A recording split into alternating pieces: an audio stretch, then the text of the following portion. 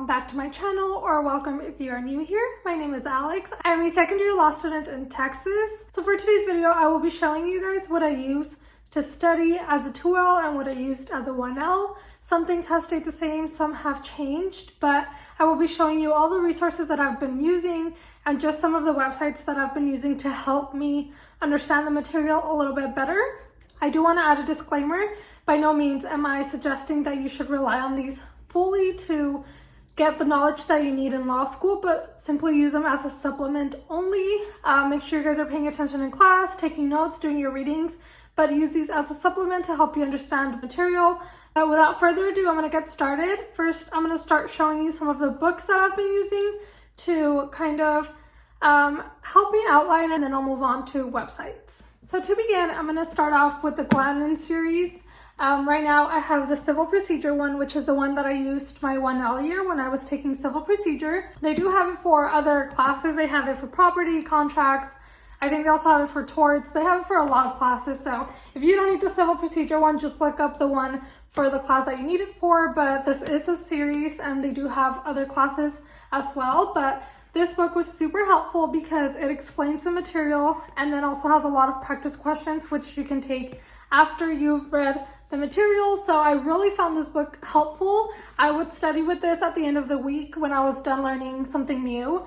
I would refer to this. It would help put it into simpler terms, and then also the practice questions were really helpful and I found them to be similar to the ones my professors were using. So I definitely recommend the Glennon series, whether you need it for any other class. I think it's a really good book. Again, it just simplifies things a little bit easier. Another book that I have found helpful is the Q&A series, the question and answer series. And this one is the professional responsibility one, which is the one I'm using for my current class. However, they do have it again for other classes. They have it for property, contracts, all those other classes, they have it for those too. I personally don't have those, but I know my law library had them. So we could just rent them out and practice, or like use them at the library and then just return them. If your law library has them, then definitely rent them, or you can just purchase them on Amazon, or I'm pretty sure your school's bookstore has them. These are super helpful. They don't have any material to read and learn from, but they do have just questions and answers. The answers do have the rationales, which is really nice as well, because that way you know why you're getting things right or wrong. So this one has, it's fully questions and answers, so this one's really nice if you just want practice. Keep in mind that these are only multiple choice questions. These are not essay questions. So if you want to practice the multiple choice part of your exams, these are a great tool. So these next two books that I'm about to show you are very similar, and these are the Barbary books. You do have to keep in mind that for the Barbary books, I believe you do have to have a Barbary subscription. So if you don't currently have Barbary, I don't know that you can get these books on their own, but my school pays for my Barbary subscription, or I guess I pay for it through my tuition, so I don't have to go out of my way to pay for it externally. So you might want to check if your school does that. If not, then you can always pay for it on your own without your school having to do it for you. But these are some of the books that I've received from them. I have not received my 2L book because I'm not going to campus, and I don't know that they ship them to our house.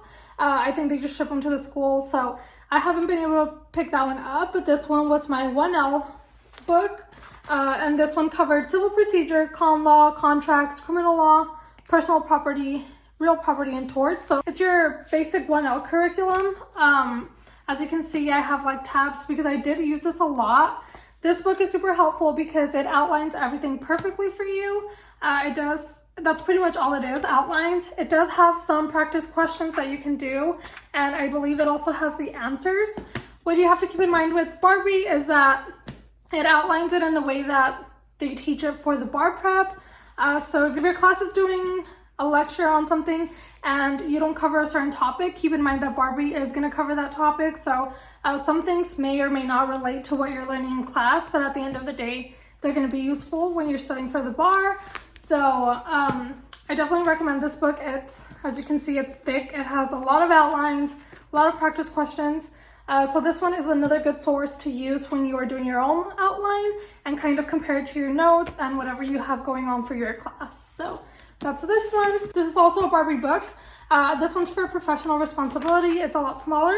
And this one is just an outline of Professional Responsibility and Questions. So it's the mini version of that book. Like I said, that book only covered those topics that I mentioned. This one is for Professional Responsibility, which is for the MPRE. I'm planning on taking that the next time that it's available. Not in October, but the following, because I am in the course right now. So I'll be using this one. This is the 2019 one. I think there's a 2020 one, but I haven't signed up to get that one. So I'll just be using this one for now. But Barbary is super helpful, and I'll be showing you the website in a minute. The last book that I'll be showing you is not really a book. It's more of a dictionary. This is a Black's Law Dictionary. This one you can access it online as well, or you can have a physical copy. During my 1L year, I would look to this dictionary a whole lot. I would carry it to class because some of our professors would even require us to look at it while we were in class. So this one's super helpful. It has almost every term that you can think of. It's super important because sometimes professors will ask you if you know what that means, and if you don't know, they will literally make you pull out your Black's Law Dictionary. So like I said, you can also get it in an app or online. You don't have to have it physical, but Black's Law is just a great dictionary for you, especially as a 1L when sometimes you don't understand certain terms. This one is great to just refer back to. So there's a lot more other books that you can be using as a supplement or just looking at if you need help. I don't have all of them with me. These are just some of the ones that I use, but there are so many other books. I'll try to link some down below if I can think of any, but they are super helpful if you are needing help with your outlines, or if you're just not understanding material the way your professor's teaching it. I think it's super helpful to look at other resources and just supplements.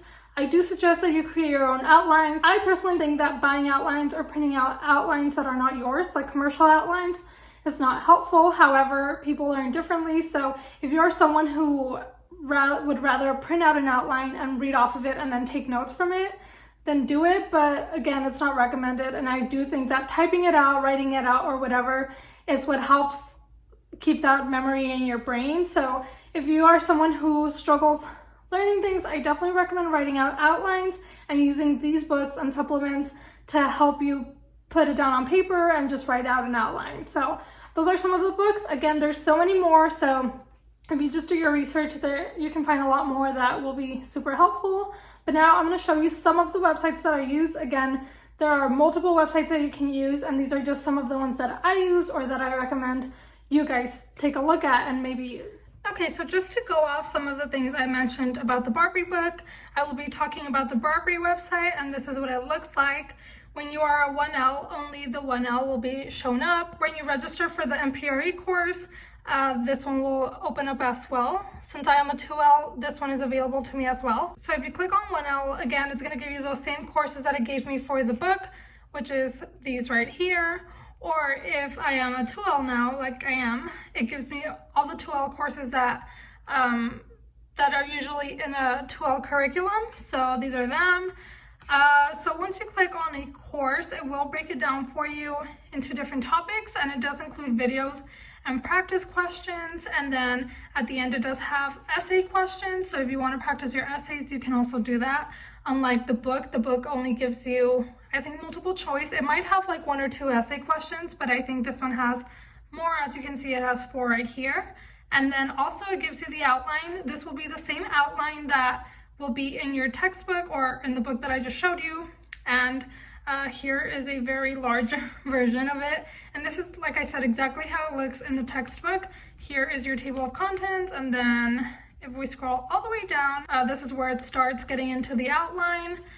Again, you don't want to be putting everything that you see in this outline down in your outline. You want to kind of make it smaller and just more concise. The next website that I'll be talking about will be Quimbee, and this is a very popular one, so I don't have to pay for this out of pocket. My tuition pays for it. So again, you might want to inquire with your school about having this subscription. If you don't, I know they do have some offers once in a while. I think right now you can do a free trial, and sometimes they offer like discount codes. But this is what the website looks like when you search for a case. Quimbee is very good at breaking it down very concisely and just very short. It tells you the rule.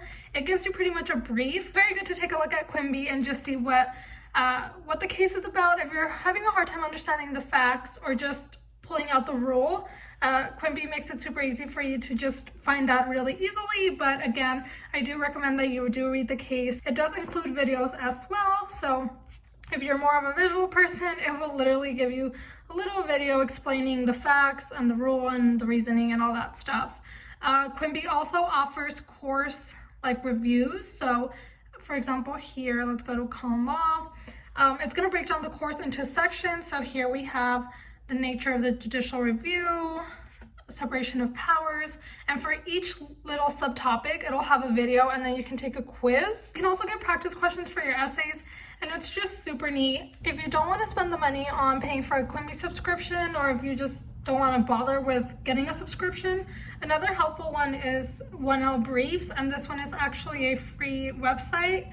However, this one does not have the little videos. I don't know if you care or don't care about that, but this one doesn't have the little videos, and it is limited to certain cases. I mean, so is Quimby, but this one I think is a lot less than Quimby. But as you can see here, this is the list of cases that you can look at through 1L Briefs. Again, this one is a free website, so it may not be as luxurious as Quimby, but it still gives you the basic things that you need, like your issue, your holding, your reasoning, and for the purpose that you're using this as a supplement, again, it just gives you the little details that you might not have picked out when reading the case. If you don't want to pay for Quimby, this is a good alternative to that. And then the last one that I'll be showing you guys is this website. I've never known how to pronounce it, but I'm just going to show you what the website looks like. And again, this is just to help you break down your briefs. This one is a free website as well, so you don't need to pay for it. You can just search it this way, or just type in here the case that you're looking for, and it'll break it down for you. So this one will also give you the parties, the procedural history, and then the holding. It also gives you the facts of the case. And then right here you have your issues. It kind of gives you a little picture of what justices concurred or dissented. And if there is an oral argument, sometimes it will show it to you and you can listen to it. So yeah, this one is a really good one as well. It's free. So again, if you don't want to pay for Quimby or Barbary, this one is good. Keep in mind that these last three that I've mentioned are solely for like briefing your cases, not really for your outlines, whereas Barbary helps with the outline and just understanding the concepts better. So again, these are some of the websites that you can use. There may be more. These are some of the ones that I've used in the past.